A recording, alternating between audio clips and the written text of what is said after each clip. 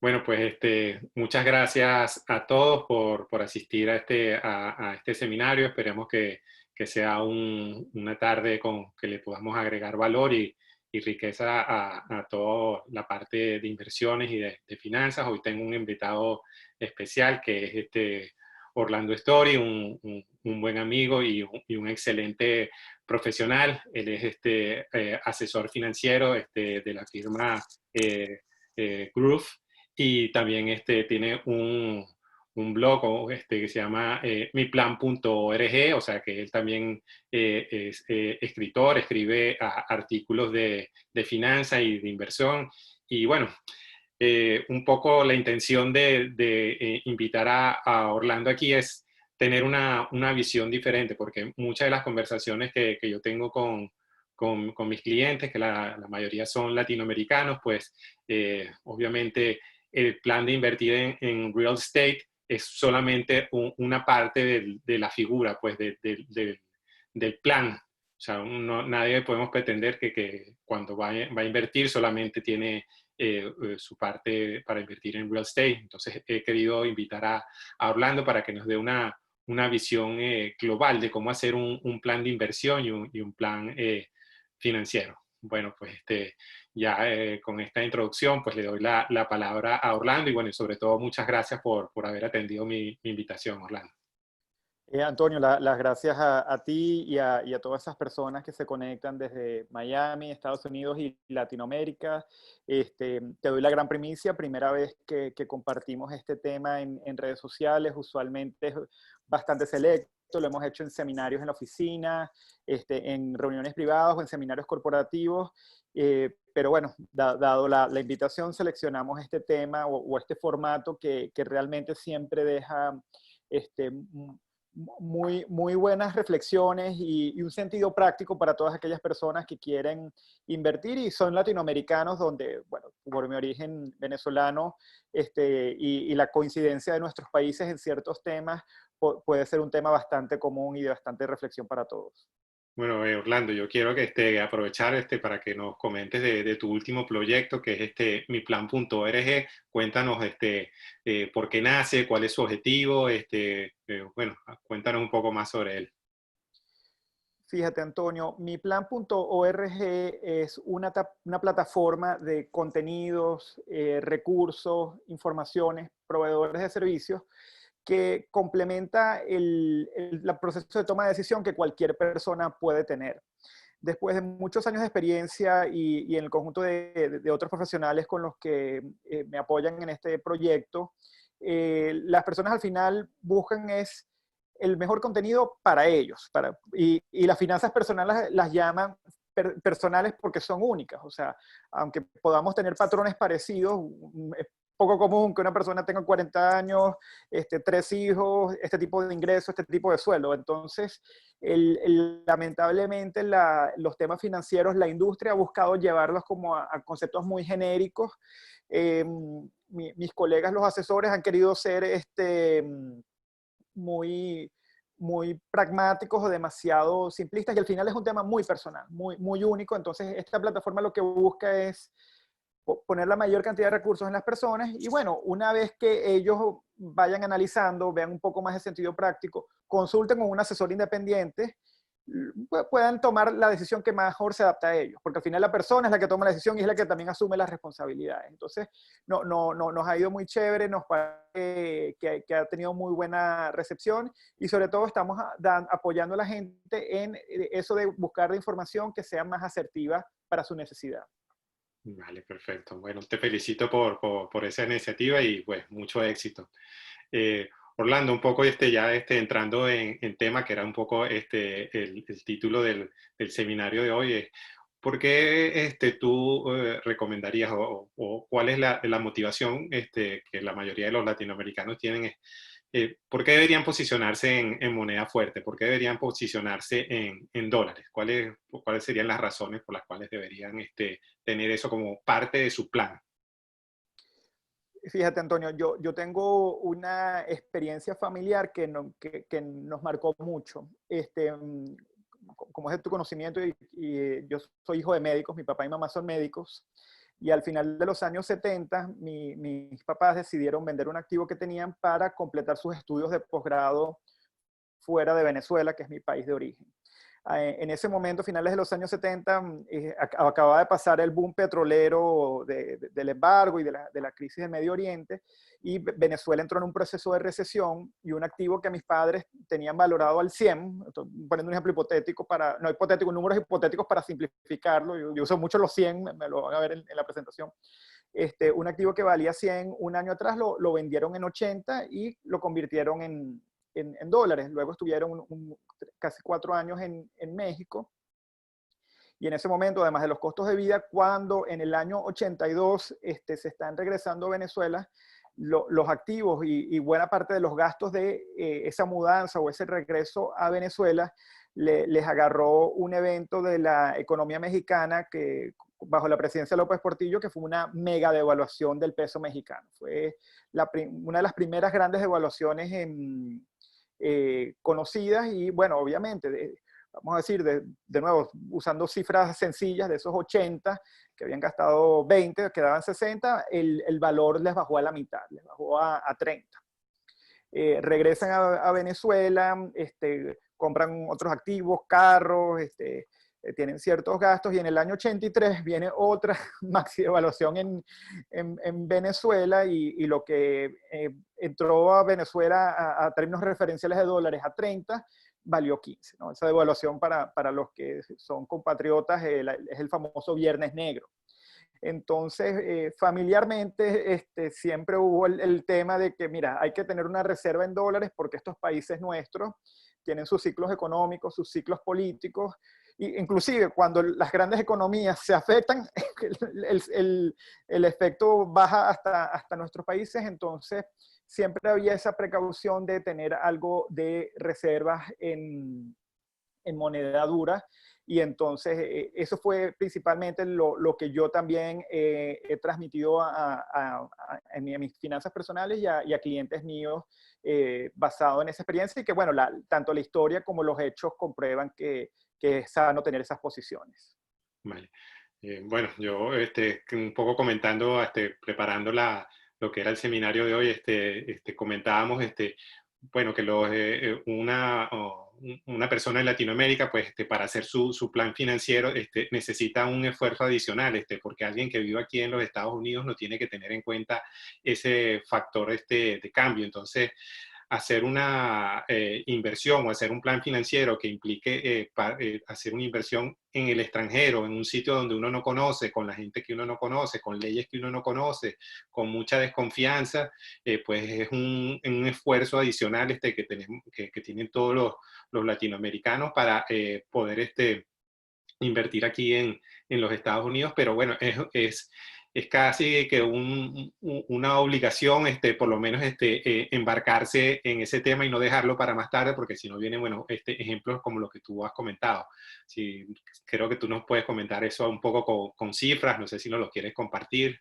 Sí, claro que sí. Fíjate, Antonio, y en beneficio a ese empresario colombiano que nos está escuchando, o esa alta ejecutiva o alto ejecutivo mexicano o de otro país de Latinoamérica, un debate que yo siempre he tenido con mis clientes es: yo invierto donde yo conozco más, y naturalmente para un colombiano la finca raíz en su país, los bonos colombianos, negocios en su país de origen, y al final yo les he dicho: yo no pretendo competir, ni quizás logremos alcanzar los retornos de 2 dígitos o los retornos que, por la particularidad de ser tu centro principal, con lo que tú estás haciendo en tu país de origen o en Colombia, en este caso, que acabo de plantear. Pero lo que sí es importante es de que diversificar el portafolio en términos de moneda en el mediano plazo es una decisión asertiva y minimiza los riesgos, sobre todo porque, como dicen en los consejos de la abuelita, no estás poniendo todas las cestas en la misma canasta.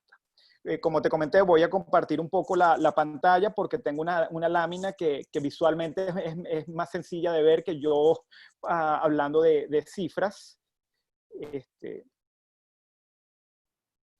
Estas láminas son las tasas de cambio de algunos países de Latinoamérica desde julio 2019 al cierre de julio del 2020. y podemos ver un poco cómo las diferentes monedas se han depreciado respecto al dólar. Por poner, lo puse en orden alfabético, en el caso de Argentina, un dólar representaba 45.3 pesos en el julio del 2019 y para julio del 2020 representaba 136.1 pesos. ¿Qué quiere decir eso? De nuevo, vamos a los ejemplos de sentido práctico. Si yo podía comprar en julio del 2019 con cierta cantidad de pesos, 100 dólares, esa misma cantidad de pesos en el 2020 representaba solo 33.28 dólares. O sea, ahí hay una pérdida en términos respecto al dólar de 66 por cada unidad o 67 por cada unidad. Y lo podemos ver en las diferentes monedas. En Brasil, lo que en 2019 eran 100 dólares, en 2020 son 73, en Colombia lo que eran 100 era 88.89, en República Dominicana lo que era 100 en el 2019 hoy es 88.54, y en Venezuela, bueno, un país con una crisis muy severa, tanto económica como política, lo que representaba 100, representa hoy 4.70 dólares, ¿no? Entonces voy a volver contigo, porque como puedes darte cuenta, aunque yo no pretendo competir con el centro de producción de cualquiera de nuestros oyentes, sí es importante desde el punto de vista financiero proteger parte de ese gran esfuerzo, de ese patrimonio, en una moneda que tiene otros comportamientos, otro tipo de riesgo, como tú bien comentas, fuera de tu país, fuera de tu área de conocimiento, pero que en el largo plazo, primero, te crea un aprendizaje y segundo, sí te va a beneficiar de que cuando vengan estas crisis tengas unos recursos para paliar la situación o, bueno, tienes una parte del patrimonio protegido. Bueno, y Orlando, pues si ya la gente dijo, bueno, sí, tengo que tomar acción, porque ya he visto que la parte de evaluación, pues me está haciendo perder parte de mi patrimonio en moneda local, pero entonces viene la gran pregunta, bueno, ya quiero invertir en moneda fuerte, ¿dónde lo hago? ¿En qué hago? ¿Qué instrumentos hago? ¿Cómo, si tengo el chance de diversificar el portafolio? Porque depende de la cantidad que puedas invertir, a lo mejor no lo puedes diversificar, pero bueno, viene ahí esa duda. Bueno, ¿qué hago? ¿Lo meto en el banco? ¿Compro unas acciones? ¿Compro finca raíz? ¿Compro inmuebles? ¿Cómo tomo esa decisión? Muy importante, Antonio. Esa decisión hay que tomarla con un proceso que sea, primero, lo más objetivo y en línea con tus intereses o tus propósitos. Las inversiones tienen lo que nosotros hemos visto que funciona más, ciertos principios. El primer principio es obviamente el propósito de esta inversión u objetivo. Tú obviamente no es lo mismo tener un propósito especulativo o de corto plazo que un propósito, mira, esto es para mi retiro o esto es para la educación de mi hijo.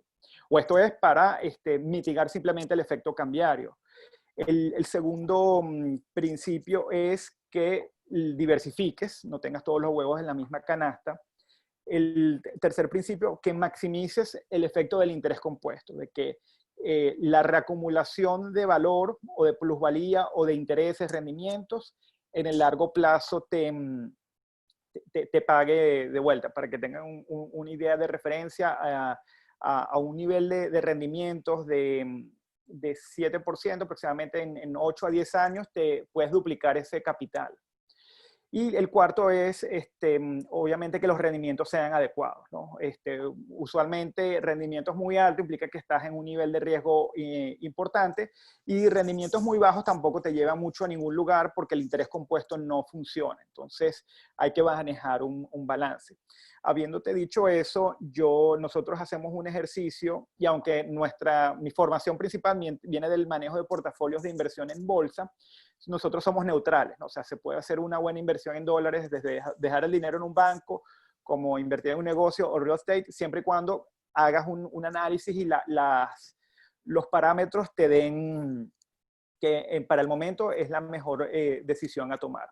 Nuevamente, como una imagen habla más que 1000 palabras, voy a compartir la pantalla para resumir esto.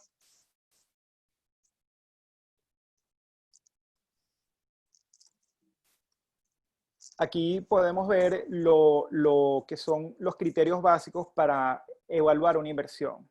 Y me gusta aclarar que lo que estamos haciendo es cortando diferentes telas con la misma tijera. O sea, yo no estoy diciendo los factores positivos de la bolsa porque quiero que te vayas a la bolsa, o hablar los factores positivos del real estate para que te vayas a real estate, o no hacer nada porque todo es peligroso. No, vamos a usar estos principios para que si yo evalúo real estate, ¿cuál es la respuesta que obtengo? De la misma manera que si yo evalúo invertir en bancos solamente. Entonces, el primer criterio es liquidez.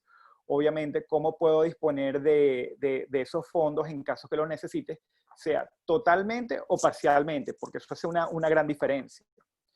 El segundo punto es el rendimiento. Definitivamente, eso, bueno, mucha gente me dirá, bueno, Orlando, eso es obvio, sí, pero es importante considerarlo porque en algunos casos el rendimiento puede no ser tan atractivo, pero la combinación de los otros factores lo hacen tener más peso o más claro que una inversión sea al lugar en cierto momento respecto a otro.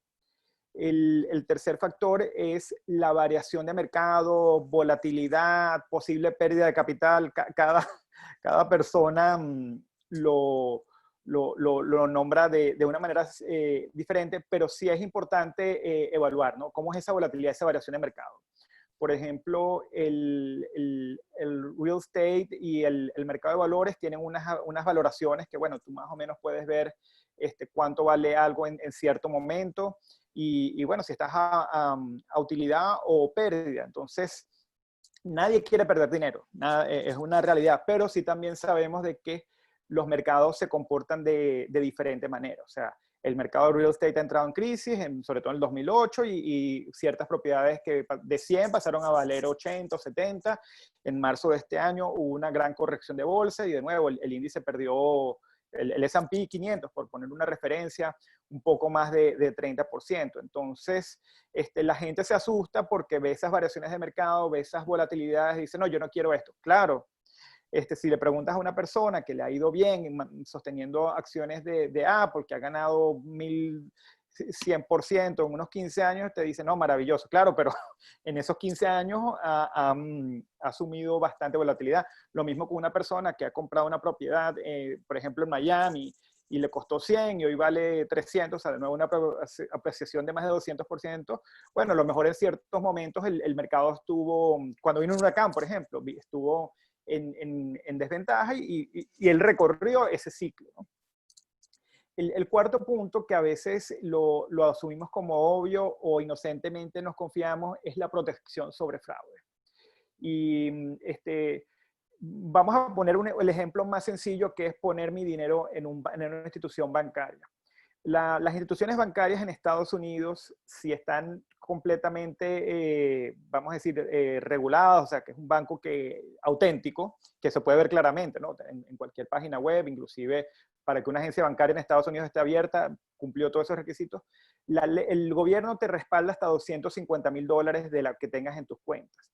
Pero si yo me voy al banco número 120 de Madagascar o de una isla que en mi vida había escuchado, posiblemente, primero, no sabemos la autenticidad de esa institución, y segundo, posiblemente la regulación no sea lo robusta que puede ser en otras jurisdicciones, Europa, Estados Unidos, y que nos dé una protección sobre nuestro capital como debe ser, ¿no?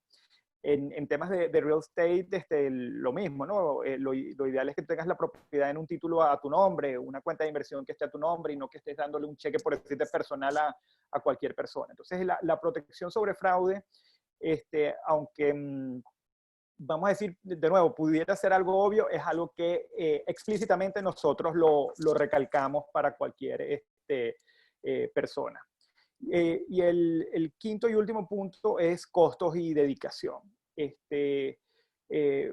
muy distinto una inversión pasiva que una inversión activa. O sea, una inversión activa es algo donde yo voy a dedicar un número de horas o compromiso de mi tiempo para que funcione. Un negocio, por ejemplo, el day trading, ¿no? O sea, muchas personas me llegan, bueno, yo que quiero aprender day trading, bueno, pero tú eres médico o abogado o day trader, porque si estás en una responsabilidad de tu ejercicio profesional o de tu negocio, no vas a poder entonces asumir el timing de hacer esa actividad. O bueno, no, yo me voy a comprar inmuebles en Bogotá, yo vivo en Venezuela, pero compro inmuebles en Bogotá, Ciudad de México, Miami y Madrid. Bueno, pero la logística de administrar esas propiedades, a menos que los tengas bien organizados, no es que tú te puedas mover físicamente a cualquiera de esas ciudades en el corto plazo.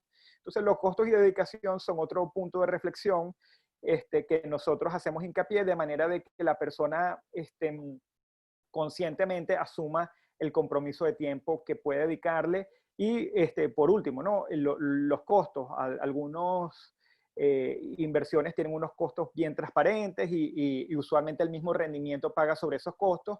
Otros costos son bastante medidos, pero puedes tener un imprevisto que te los encarezca, y hay otros tipos de negocios que quizás los costos, si no tienes unas economías de escala, te puede empezar. Te pongo el ejemplo, hay ciertos proyectos que nos han ofrecido a nosotros a nivel inmobiliario o de negocios, donde ofrecen participaciones de montos relativamente pequeños, vamos a decir $10,000, pero te dan una documentación de este tamaño. Entonces, si tú vas a invertir en algo $10,000 y tienes que gastar $5,000 en un abogado para que te revise la documentación y te dé la tranquilidad de que ni hay fraude y efectivamente los parámetros de la inversión son tal como te comentan, ya comienza a perder sentido económico.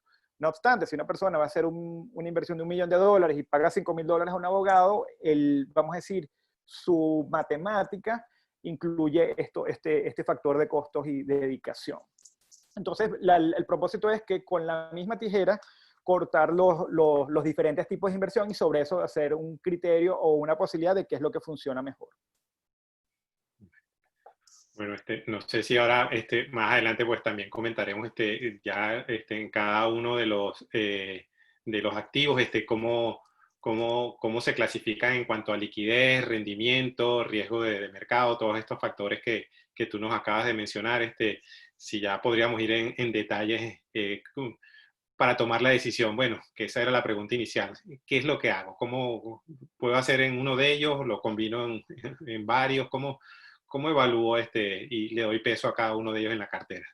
Si es que puedo Bueno, hacer una cartera. en beneficio del tiempo, Antonio, porque Sí. tú sabes, quiero que de verdad la audiencia se lleve la mayor información y que quede lo más claro posible.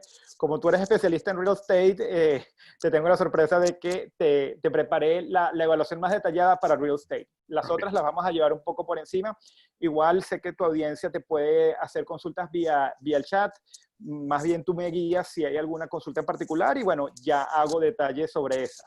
De nuevo, me disculpan, comparto la pantalla. Entonces vamos a ver el real estate. El real estate que lo conforman inmuebles en bienes raíces. Tomé como referencia el mercado de la Florida, el mercado de Miami, que es donde estás ubicado, Antonio. En Colombia lo llaman finca raíz, entonces hago la aclaratoria para que lo tengan en cuenta. Y comencemos con la liquidez. Un inmueble tiene ciertas restricciones de liquidez. ¿Por qué? Porque tú no puedes vender un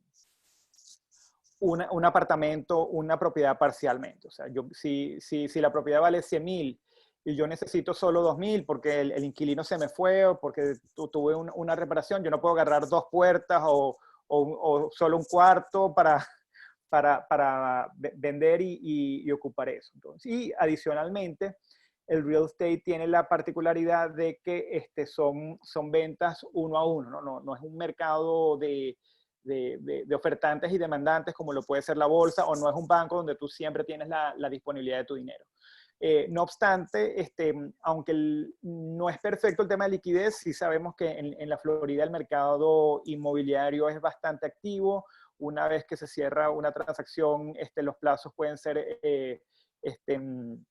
relativamente cortos y bueno, allí un poco tu experiencia puede hacer ver cuál es la tolerancia que puede tener una persona respecto a esa liquidez.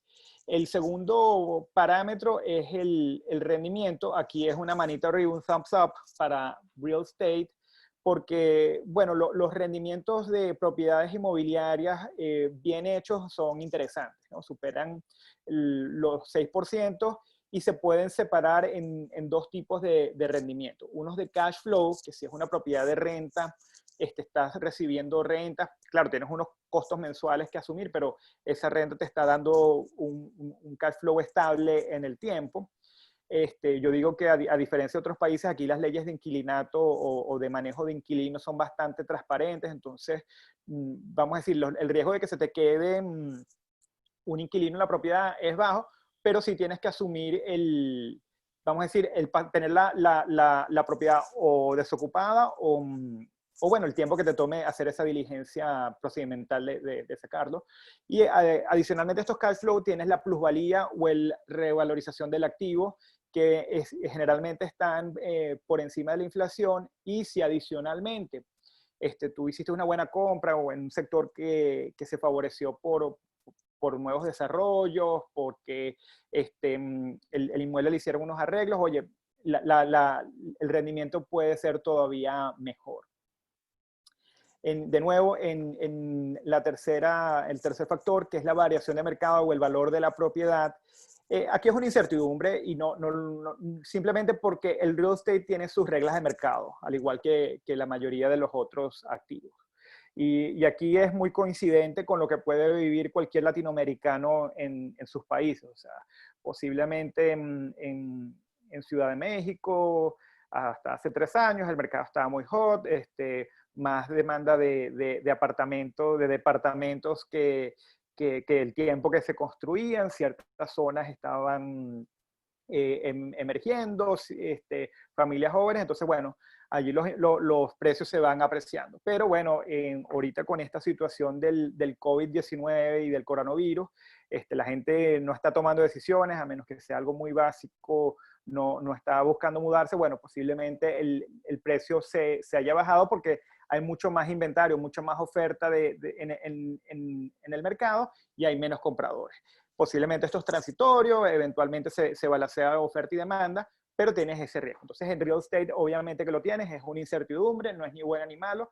Lo que hay es que manejarlo con la selección de una propiedad que, por sus características, en el tiempo haya probado que protegen mayor valor que posiblemente otros tipos de propiedades. Nuevamente, aquí el área de experiencia es la tuya. Antonio, no sé si tú más bien completas acá, qué Bueno, sí, es factores un ves. poco siempre el riesgo que uno quiere asumir y nosotros siempre decimos que nadie se puede hacer rico en real estate de un día para otro, o sea que lleva tiempo. Todas estas inversiones son a mediano y a largo plazo. Nosotros también en Avanti Way siempre hablamos más que de oportunidades, de estrategias de inversión en la parte de real estate.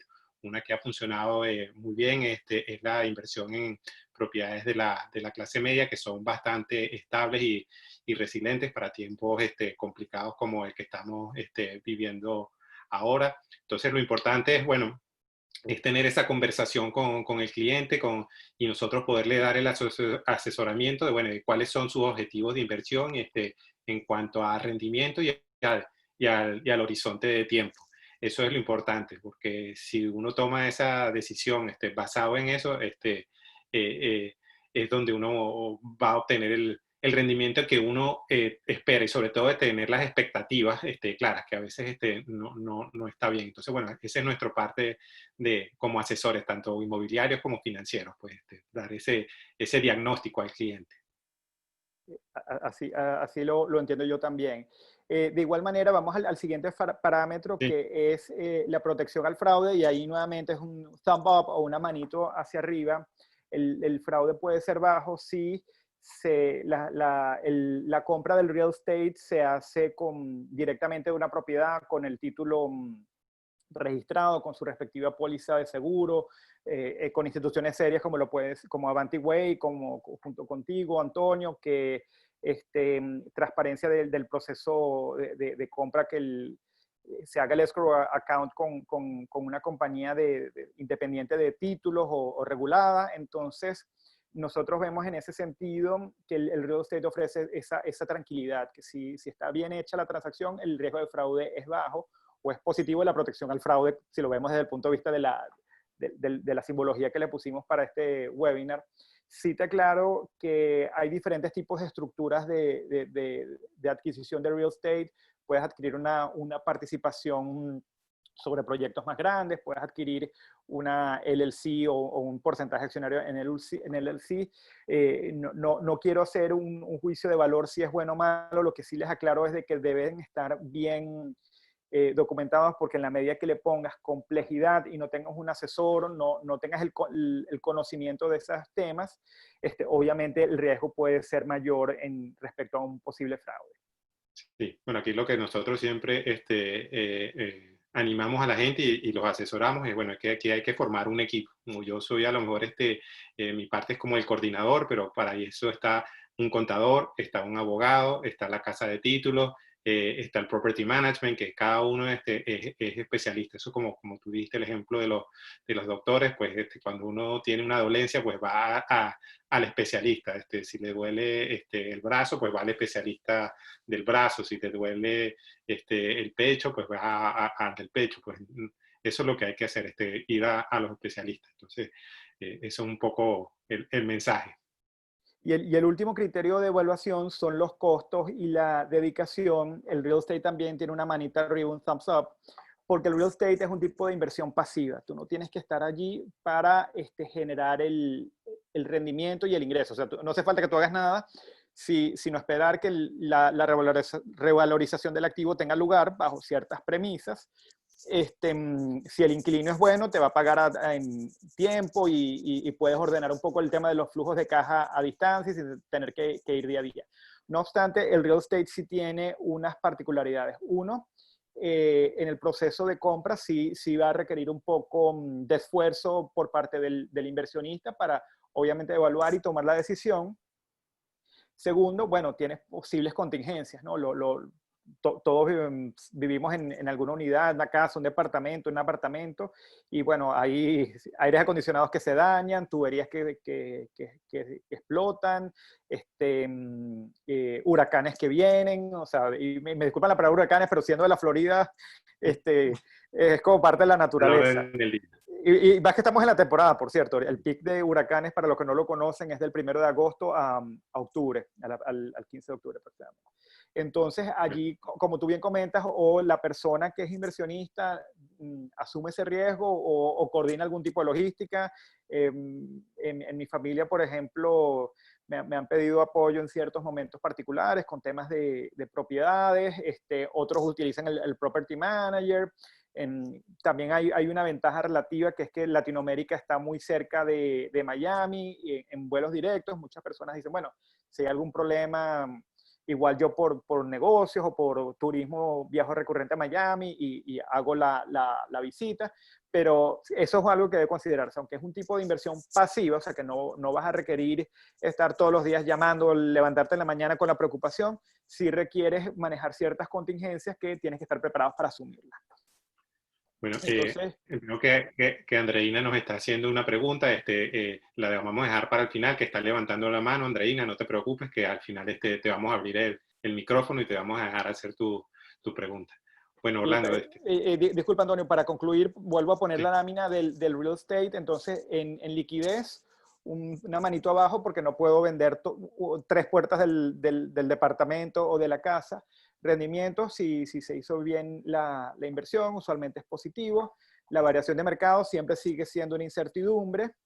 Ofrece buena protección de fraude y ofrece la posibilidad de que sea una renta pasiva, aunque hay unas consideraciones a tomar.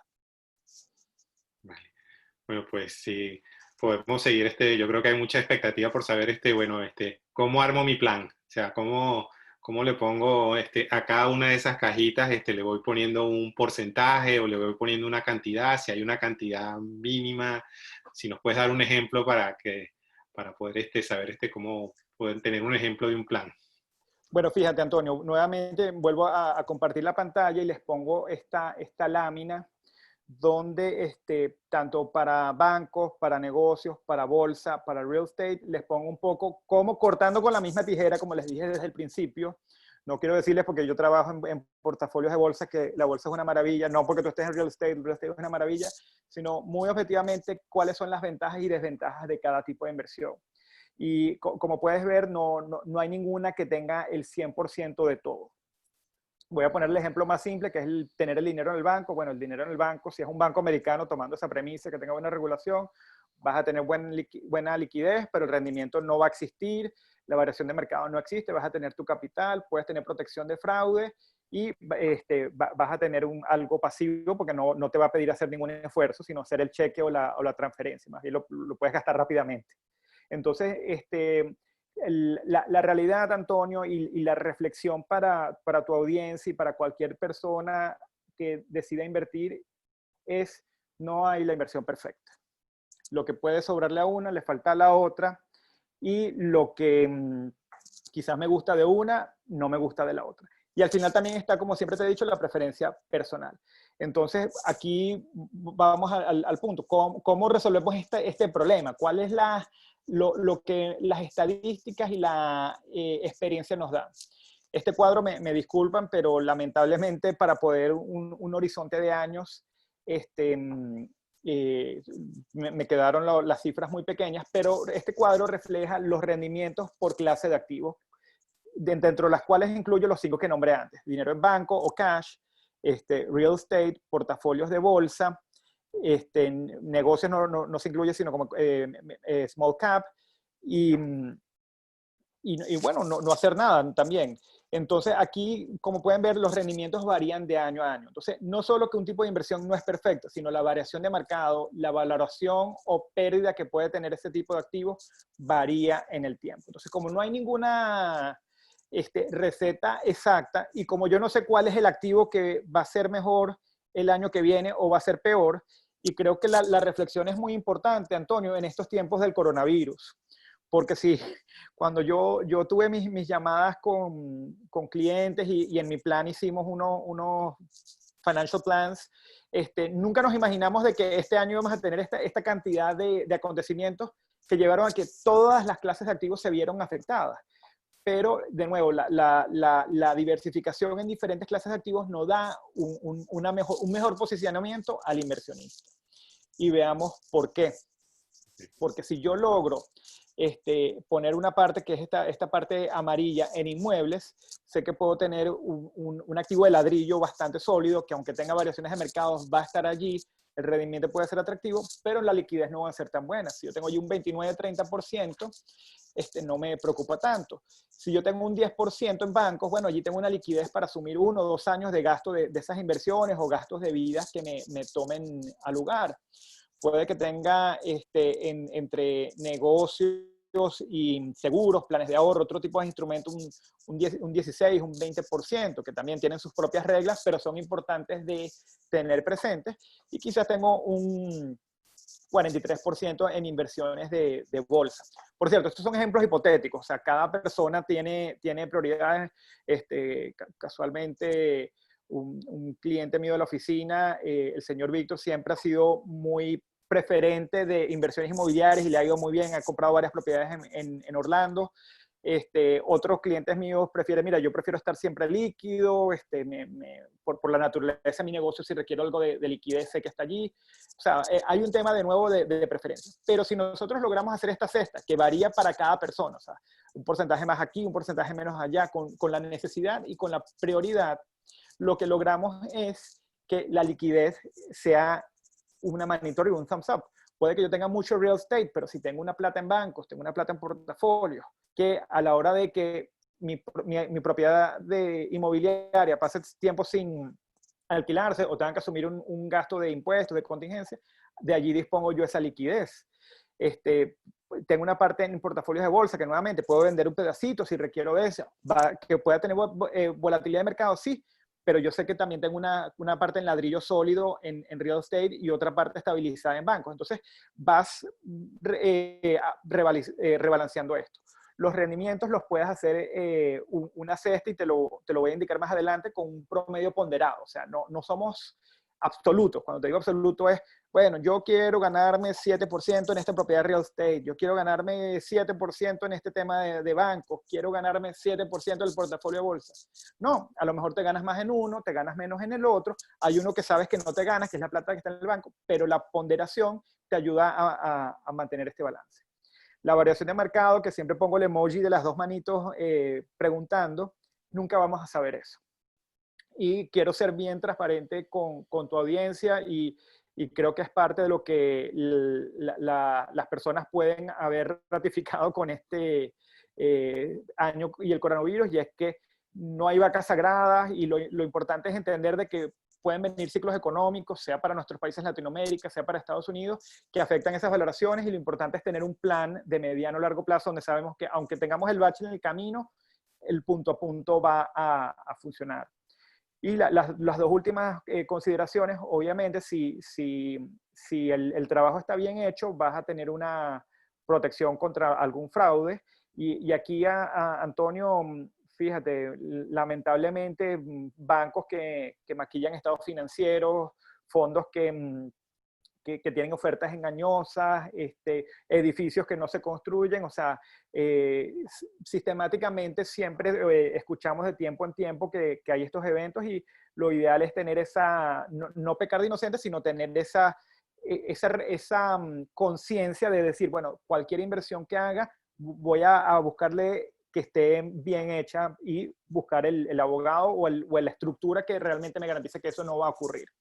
Y por último, los costos y dedicación, que nuevamente son factores a considerar, sobre todo porque si es una inversión, yo trato de recomendar o sugiero que busquen inversiones pasivas que complementen su ejercicio activo, por dos motivos. Uno, porque en algún momento vamos a retirarnos y en ese momento vamos a necesitar que las actividades pasivas estén funcionando muy bien. Y segundo, de que siempre es bueno aprovechar los años que nosotros estamos activos trabajando para construir esa cesta, ese pote, ese nicho que nos ayuda a anticiparnos al retiro y disponer de varias fuentes de retiro y no de una exclusiva que puede ser a fondos o solamente un tipo de propiedad. Si seguimos esta guía, al final nos queda algo como lo que podemos ver en este cuadro, y es donde tenemos liquidez, el riesgo está más medido, siempre va a haber, y hay un buen rendimiento. Entonces lo que estamos buscando es la asertividad de un rendimiento ponderado y no un rendimiento absoluto en una clase de activos.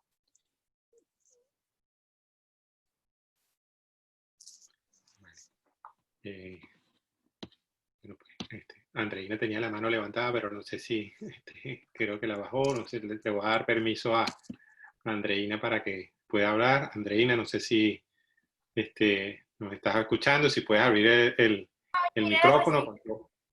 Hola Andreina, buenas tardes, ¿cómo estás?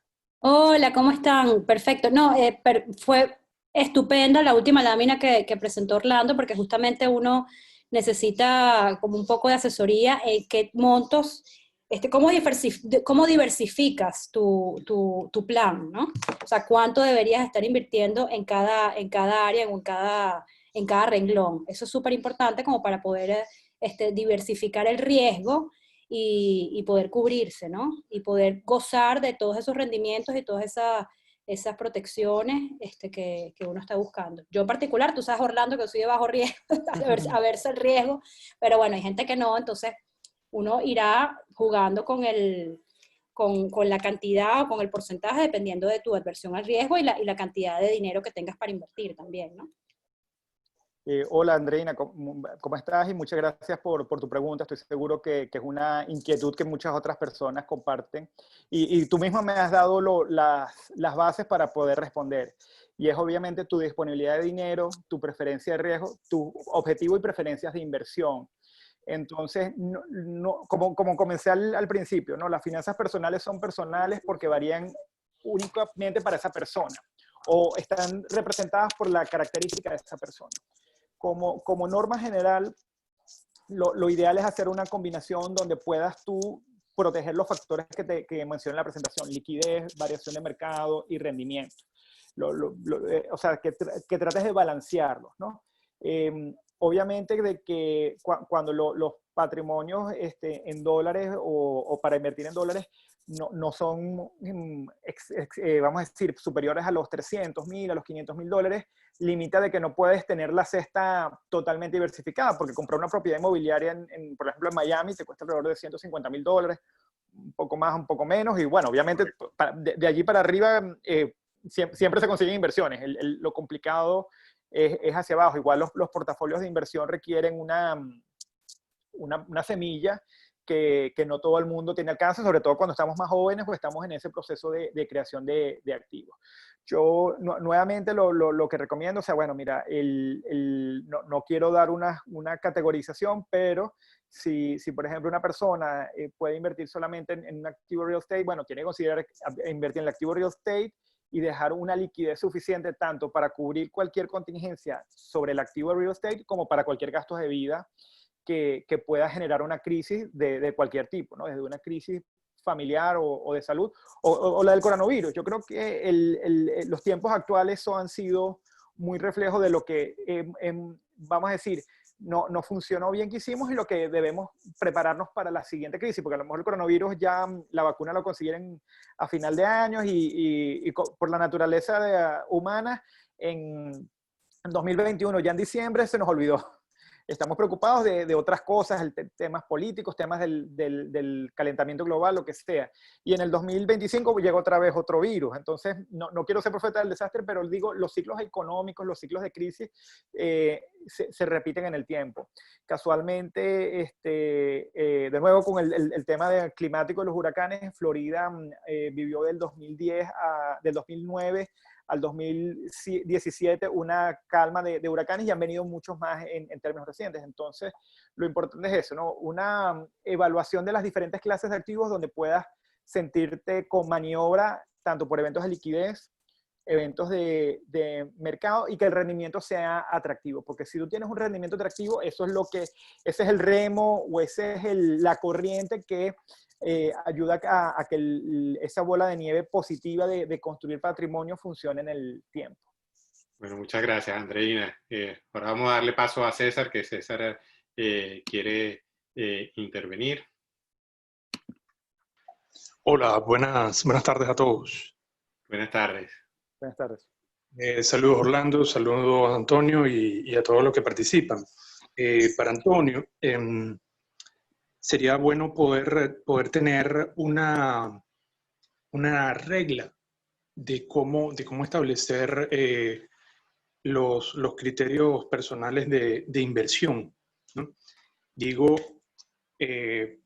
yo puedo tener intereses a esta edad, a la edad que tengo, como puedo tener intereses y prioridades distintas dentro de 20 años, o alguien más joven que yo, una persona que quiere, que sea, por decirlo, precoz en esto, que desde muy temprana edad, o desde joven, de los 25, 30 o menos, o 37 o 35 años, quiere invertir. Y por supuesto sus características, su momento, su dinámica de vida podría influir en lo que uno, o en cómo uno debería orientarse a la hora de invertir. Sí, ciertamente es muy personal, como lo acabo de decir. Si existe una regla o, digamos, o una serie de reglas generales para poder asumir eso, sería muy bueno. Bueno, yo creo que esa pregunta, Orlando, es más para ti. Es parte del plan financiero que uno debe tener. Por supuesto, en la parte de real estate también puedes hacer ese plan de acuerdo a tu edad. Aquí el tema es muy extenso y muy complejo y a lo mejor no hemos ido a tanto detalle, pero como bien dijo Orlando al principio, pues depende de cada uno, de cuál es su estado de vida, cuáles son sus objetivos, si tiene familia, no tiene familia o está en una parte de retiro. Eso es lo importante, pues saber el activo que uno va a invertir. Si es en el caso de real estate, pues no es lo mismo que tú estés buscando un activo que a lo mejor estés viendo apreciación. Si tú a lo mejor si estás, por ejemplo, viviendo en algún país de Latinoamérica, en Venezuela, diciendo yo lo que necesito es flujo de caja ahora porque con $500 que me entren a mí al mes, con eso yo lo cambio en bolívares y eso para mí me resuelve la situación que tengo en este momento. Entonces, va a depender un poco de la situación y por supuesto, de la etapa de vida donde esté cada uno. No sé si Orlando quiere complementar un poco la respuesta. Sí, Antonio, es una combinación de lo que tú acabas de comentar y lo que César también llevándonos su pregunta, él, nos explicó. Este, no vean la inversión como algo complicado, sino al final, después de tantos años de trabajar y comparando, digamos, análisis que hemos hecho con diferentes colegas y expertos, son 4 preguntas que nosotros nos debemos hacer. La primera es, ¿cuál es el propósito de la inversión? Y allí nos va a naturalmente salir, bueno, no es lo mismo para una persona joven que para una persona que ya está más cerca de su edad de retiro o ya está retirada. Depende también del nivel patrimonial. Una persona que quizás tenga, bueno, yo tengo mi empleo o tengo mi negocio que me produce cierta cobertura de mis gastos fijos, bueno, el resto es para invertir. Entonces, el propósito de la inversión, el objetivo de la inversión, que va en función de la realidad de cada quien, va a ser bien importante. Una vez caminado eso, buscar inversiones donde tengas un rendimiento aceptable. Y por eso ponemos un PAI, una diversificación de inversiones, porque una persona que a lo mejor está emergiendo, que está comenzando a invertir, a lo mejor lo que le conviene es, bueno, si somos latinoamericanos y estamos viviendo en Brasil y sabemos que la moneda local es el real brasilero, bueno, no, mejor vamos a abrir una cuenta en dólares y comenzar a diversificar hacia una moneda dura, que es parte del tema de esta inversión. O bueno, mira, ya tengo la cuenta en dólares, mi siguiente paso va a ser un real estate, o sea, una propiedad inmobiliaria o un portafolio de inversión, o ya tengo los 3, bueno, déjame revisar los que estén con los rendimientos adecuados. El tercer factor es el manejo de riesgo. O sea, como podemos ver, cuando yo les pido que corten las inversiones inmobiliarias con la tijera y evalúen la variación de mercado, si tú tienes todos los huevos en una sola canasta, tus posibilidades de que un evento se vuelva catastrófico son mayores a que si tienes diferentes cosas. Oye, mira, el mercado de bolsa bajó mucho en marzo. Bueno, si yo tenía una propiedad de real estate y tenía dinero en el banco, me sentí más tranquilo, pude manejar la coyuntura con más calma. El mercado de bolsa se ha mejorado mucho y quizás ahora es el mercado de inmobiliario el que comienza a frenarse un poco. Entonces, bueno, de nuevo, ya tengo aquí algo de liquidez que me cubre mis inversiones inmobiliarias. Entonces, el manejo de riesgo es una pieza clave. Y naturalmente, si tú estás llevando esos 3 factores, el interés compuesto se va a encargar de hacer su trabajo. Lo que le tienes que dar es un poco de tiempo. Entonces, yo diría que los criterios de evaluación de inversiones que vimos ahora son bien válidos para comprar cualquier tipo de inversión. Y estas 4 preguntas o estos 4 principios pueden ser las reflexiones que ayuden a cualquier persona a entender dónde puede estar mejor sus próximos pasos. Y si te digo algo, Antonio, en estos momentos del coronavirus, situaciones de incertidumbre política, ha habido elecciones en muchos países, cambios de gobernantes, el coronavirus nos ha movido el piso a todos, no solo desde el punto de vista económico, sino desde el punto de vista emocional, de salud, ¿no? De cómo nosotros entendíamos el mundo, y la gente se paraliza, dice, no tomo ninguna decisión, no me siento que el momento es el apropiado.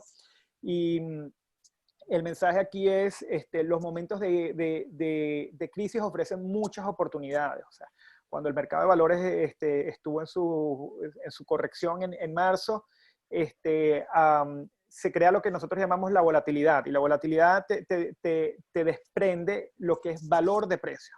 Entonces, no quiero entrar en temas específicos de nombres porque mi responsabilidad como asesor regulado no me lo permite, pero hay una acción A que de repente, de pasar de valer 100, valió 50, pero es porque la bolsa bajó y vendieron a lo loco lo que valía en 100 en 50, pero allí había el valor de 100.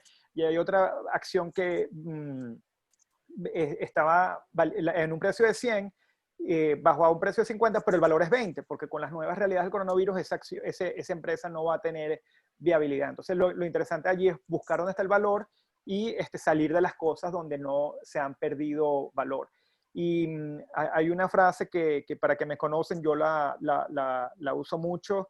Winston Churchill, que le ha tocado fue un líder que le tocó uno de los momentos más duros de la humanidad durante la Segunda Guerra Mundial, decía, a mí no me preocupa la acción, sino la inacción. Es decir, independientemente de todo lo que estaba pasando en ese momento, él pensaba de que, bueno, que había que seguir buscando la manera de avanzar en esa guerra y tomando acciones. Entonces, la reflexión es esa, aunque el momento no es el mejor, yo comparto las incertidumbres, sí, aprovechemos más bien eso que estamos más tiempo en casa, eso de que a lo mejor nos toca reinventarnos en sentarnos, hacer nuestro propio plan, en evaluar dónde están nuestros temas patrimoniales, nuestros objetivos, y bueno, de allí comenzar a tomar las acciones que hagan falta, y si no están en la capacidad de tomar esas acciones, sí comenzar a investigar o prepararse para cuando se sientan listos para esas acciones.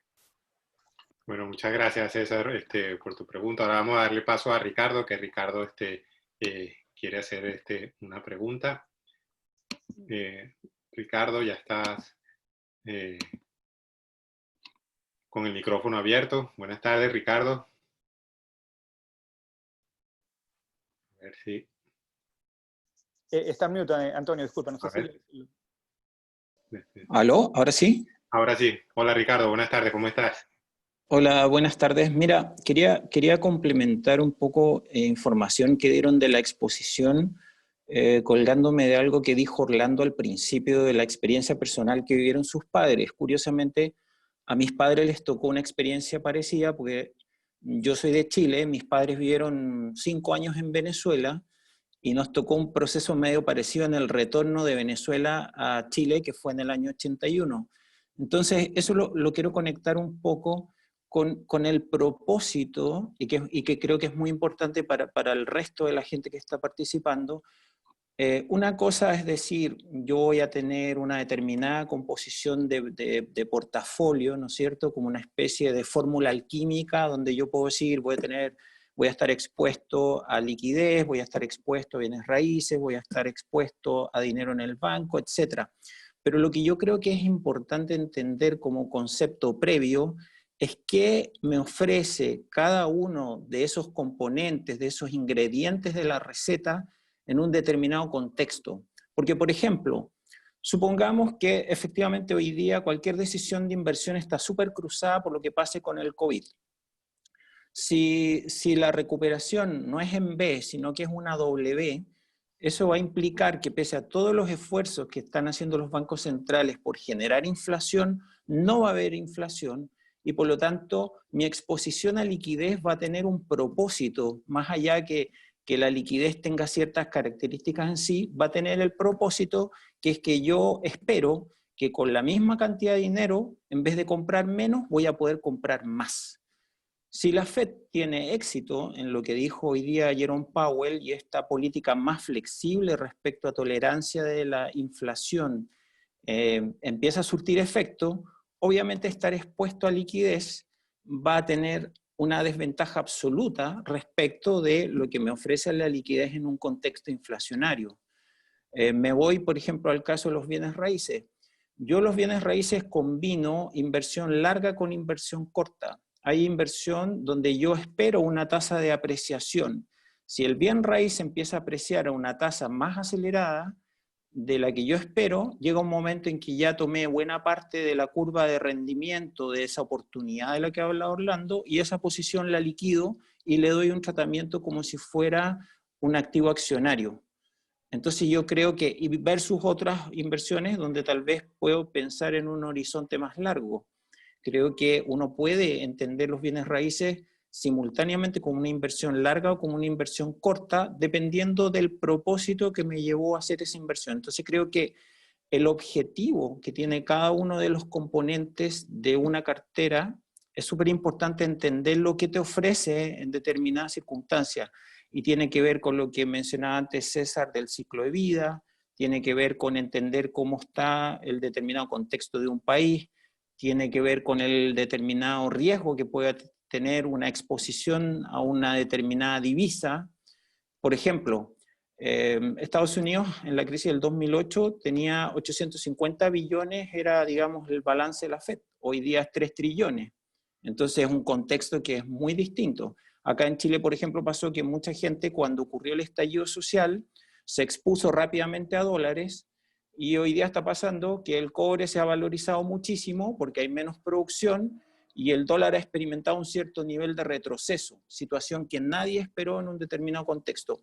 Entonces, la divisa de un determinado país es el sistema circulatorio. Entender bien qué expectativas yo puedo tener respecto a la exposición a una determinada divisa es fundamental en la evaluación. Y ese es el link que quiero hacer con lo que decía Orlando al principio. Me gustaría, digamos, que ustedes pudieran comentar un poco su visión respecto de eso.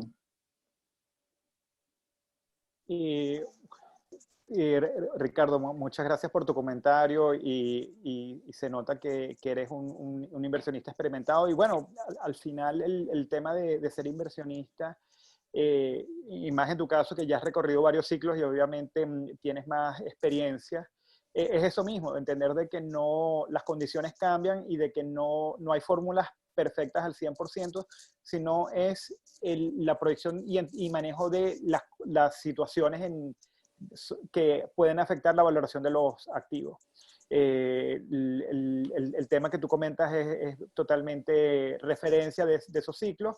Y bueno, lo que sí te puedo comentar un poco es de que tú diste unos ejemplos de que dentro de un tipo particular de inversiones, como lo es el real estate, tienes visiones de corto y de largo plazo. En la medida que una persona, primero patrimonialmente, logra amasar más activos y también aprende más sobre el tema de inversiones, comienza a proyectar o a maximizar todavía más el rendimiento sobre sus activos y maneja mejor las coyunturas porque obviamente ya tiene más conocimiento, al igual que nosotros lo podemos atender a haber recibido esa experiencia dentro de nuestro oficio o negocio.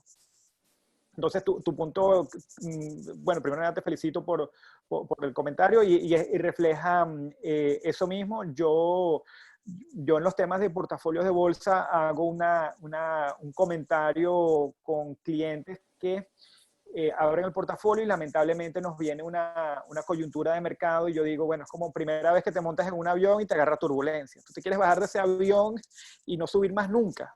O sea, pero el que agarró el avión, llegó a Cancún, pasó la playa, o agarró el avión, llegó al Perú, hizo el tour de Machu Picchu o las pirámides en Ciudad de México, ya sabe que un poco lo que es esperar. Entonces los clientes o los inversionistas que han llegado, abren el portafolio de inversión, viven su primera crisis, si fueron bien asesorados y la crisis fue bien manejada, y vieron además los rendimientos, y eso aplica también a los diferentes clases de activos, a real estate, a negocios, a plata invertida en bancos, ya obviamente saben mejor qué esperar y por el contrario aprovechan esas coyunturas o ven cómo manejarlas. Entonces, para completar un poco de tu comentario, sí, efectivamente, una vez que ya se tiene cierto nivel de patrimonial y se tiene cierto nivel de experiencia, se puede todavía manejar estrategias más sofisticadas y mucho más activas para proteger de mayor manera ese activo y crear mayores rendimientos. Pero bueno, también un poco que estamos con el tiempo limitado y en beneficio de nivelar un poco todas las experiencias, no entramos a mayor detalle, sino al big picture para que de allí cada persona vaya evaluando su situación. Bueno, muchas gracias por tu intervención, Ricardo. Yo comparto con Orlando también, bueno, que ya sé por tu discurso se veía que eres un inversor experimentado, y en la parte de real estate nosotros también tenemos ese enfoque de asset manager y de ir reevaluando la situación de los activos en cada momento, y como tú bien dices, si ya se apreció en un momento, a lo mejor es el momento de venderlo y volver a comprar otro que se empiece a valorar otra vez. Es lo mismo que una acción o como una inversión financiera. Lo que pasa es que en este caso es inmobiliaria, pero se aplican los mismos principios. Y lo último que quiero agregar es que, bueno, que muchas veces es una discusión que tenemos nosotros en Avantiway, que la gente a veces confunde la inversión en real estate porque uno nunca vive dentro de un stock o uno nunca vive dentro de una acción, pero en el real estate uno, siempre, uno pues tiende a vivir y entonces a veces confunde esa parte de inversión con la parte emocional. Entonces, bueno, esa es nuestra parte como asesor, de asentarlos en tierra y bueno, y ver cuál es el propósito. Esta inversión es emocional, que tú quieres vivir, o tú lo quieres tener un rendimiento. Y bueno, de nuevo te doy las gracias, Ricardo, y creo que vamos a hacer la última pregunta con José. José Contreras, que ya le estoy abriendo aquí el micrófono. Muchas gracias, Ricardo.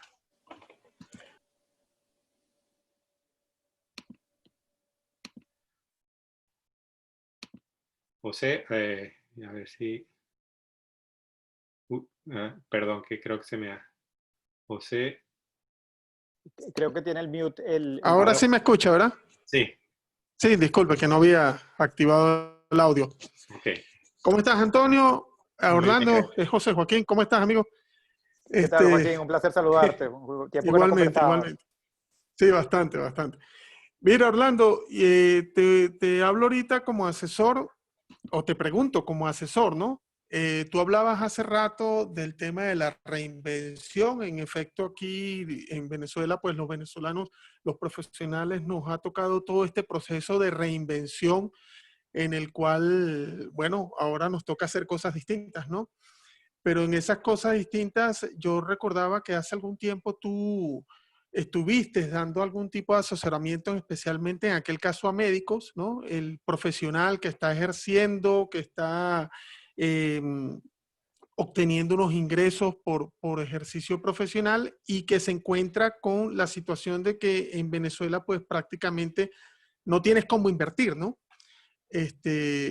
Entonces yo quería ver si tú podías más o menos explicar un poco cómo tú ves esa situación, o sea, qué puede hacer un profesional en Venezuela para invertir dadas las circunstancias que tenemos.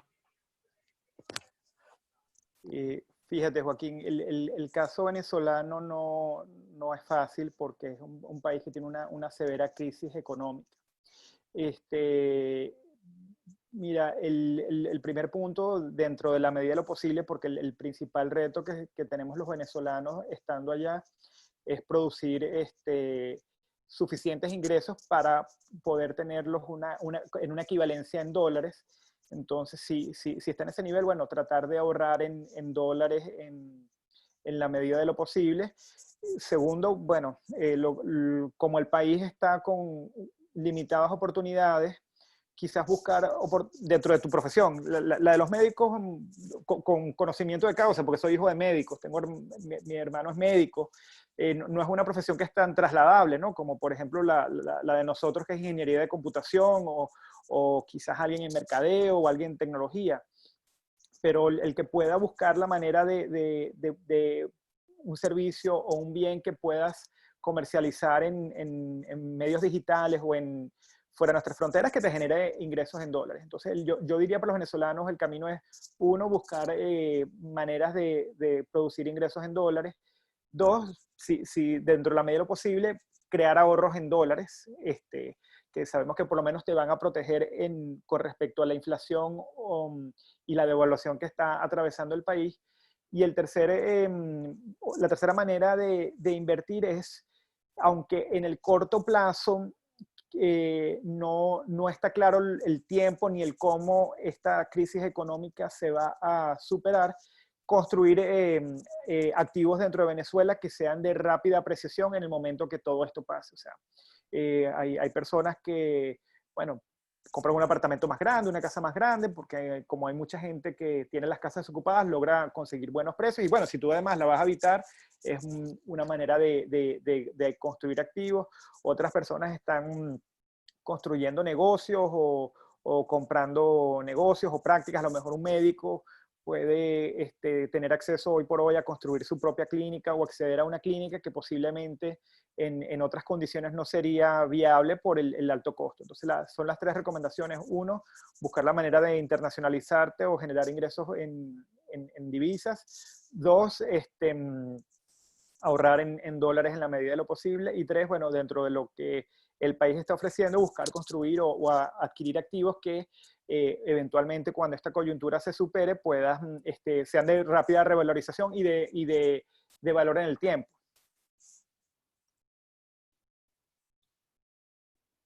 Bueno, muchas gracias, José. Yo creo que ya este tema es apasionante y siempre es extenso, pero bueno, por el valor del tiempo, pues vamos a dejar la conversación hasta aquí. Yo te quiero agradecer, Orlando, y yo lo que quiero es que creo que todos nos vamos a llevar hoy una enseñanza o un norte, bueno, que es como tú estás embarcado en tu nuevo proyecto, que es que hay que tener un plan. No tener un plan, pues también tiene su costo. Así que tenemos que ir formándonos si no tenemos ese plan, ir averiguando, porque repito que el no tener el plan, pues también es un plan, no tener un plan. Entonces tiene su costo. Entonces, bueno, quiero que vaya cerrando y que nos dejes tus consejos y dónde te podemos contactar si queremos asesoramiento de tu parte.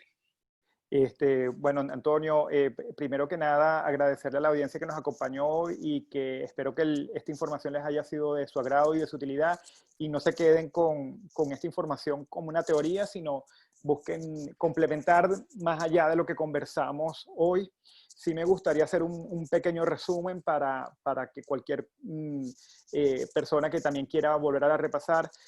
Primero, nosotros generamos nuestra actividad económica en nuestro país de origen, entonces es importante diversificarnos. La manera de diversificarnos es adquiriendo divisas, moneda dura o una moneda distinta a la que nosotros tenemos. Pero ya una vez que tenemos una siembra, una posibilidad de tener esos dólares, hay que ponerlos a invertir y cuando vayamos a invertirlos busquemos cómo se pueden poner a rendir lo más posible, pero con un manejo del riesgo ideal. Y por último, bueno, que tomar acción siempre es el primer paso en hacer el plan financiero. ¿Dónde me pueden contactar? Bueno, nuestra plataforma de información y recursos es miplan.org, tiene sitio web, canal de YouTube. Este video, Antonio, con tu autorización lo vamos a colocar allí. También me pueden ubicar, lo más fácil para ubicarme es vía LinkedIn. Allí está también el sitio de Growth Wealth Management. Ahí está el chat de LinkedIn y bueno, pueden ver un poco también lo que a título personal yo estoy haciendo o que a través de la plataforma de Mi Plan buscamos compartirles y hacerles la mayor cantidad de recursos para que ustedes evalúen sus mejores decisiones. Bueno, muchas gracias, Orlando. Les quiero dar las gracias a todos. Aprovecho también para invitarlos la semana que viene, que voy a tener a un invitado muy especial también, a Mauricio Ordóñez, que él es socio fundador de Q Capital, un banco hipotecario aquí en los Estados Unidos, y vamos a hablar sobre préstamos hipotecarios para extranjeros en los Estados Unidos. Así que los invito ya para el próximo jueves a que se asistan al seminario. Muchas gracias a todos y buenas noches. Buenas noches para todos. Hasta luego.